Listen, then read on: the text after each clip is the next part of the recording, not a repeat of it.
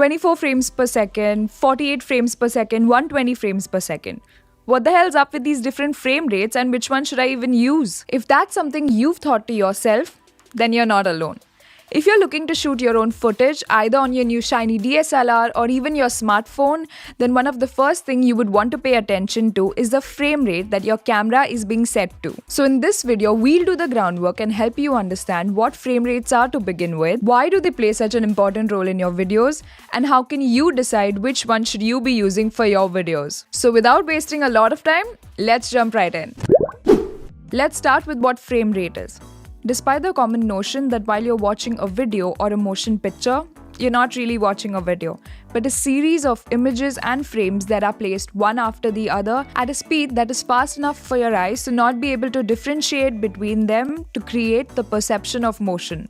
Most movies you see are actually nothing but still consecutive images of 24 or more than 24 frames per second. The frame rate of the video is simply a method to denote the speed at which frames play per second. So a frame rate of 24 FPS indicates that every second of a runtime for the video has 24 frames per second. Now an obvious derivation from this is that higher the frame rate, the more difficult it gets to distinguish individual frames from each other, which means the smoother the viewing experience for the motion picture. For instance, this is how this video would look like at 8 frames per second. Here's what it would look like at 16 frames per second, still slightly rough around the edges. And this is what it would look like at 24 frames per second, which is what most movies and cinematic videos are shot in. Why 24 FPS and not 30 FPS or 48 FPS? Because 24 FPS was just fast enough to create a seamless audio and video experience for the viewer without having to waste any film on the video that's being shot on. Today, most video creators would shoot at 30 FPS to have a little more smoothness over the footage, and it has become the standard for digital videos. It's also what we shoot all of our videos in. In fact, if you edit your video on InVideo, your video will automatically be exported at 30 FPS by default. But this goes without saying that there are still some video creators who swear by 24 FPS since it was the industry standard for the longest time, and that should work just fine. Now what happens when you increase the frame rate? You will increase the amount of detailing that gets captured in every frame. But for the naked eye, this won't really cause a lot of difference unless you want to slow down or speed up the footage for cinematic effects.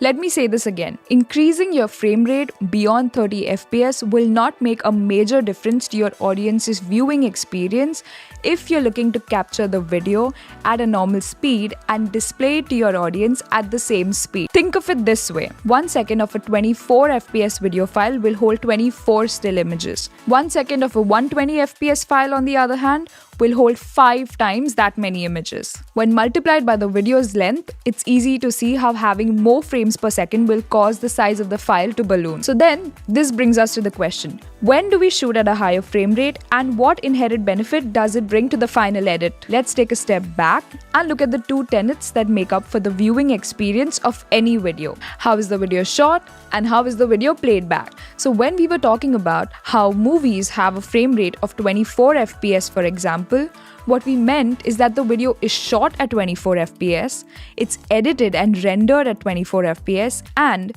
the video is also played back at 24 FPS. However, what happens if you shoot your videos at 30 frames per second, but render it and play it back at 24 FPS itself? Sure, the footage shot will be smoother, but you won't be able to derive any value out of it.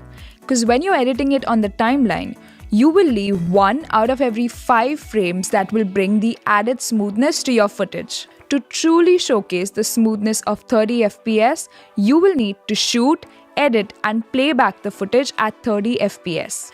That's why frame rates play such an important role. You need to know what is the frame rate that you want your final output to be in.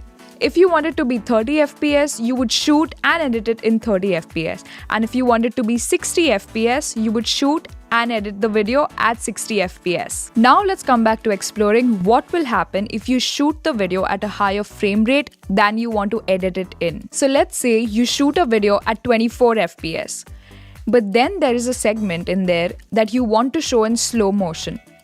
As you can see, the video actually seems quite choppy because there are not enough frames to give it that smooth motion.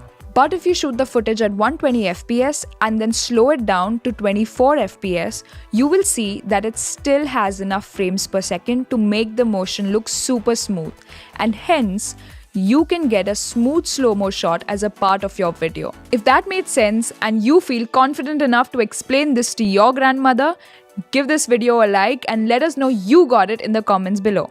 And while you're commenting below, let me just be back and explain it to my grandmother. 20 minutes later. Now let's explore the exact opposite scenario. What happens when you shoot the footage at a lower frame rate but edit and play back the footage at a higher frame rate?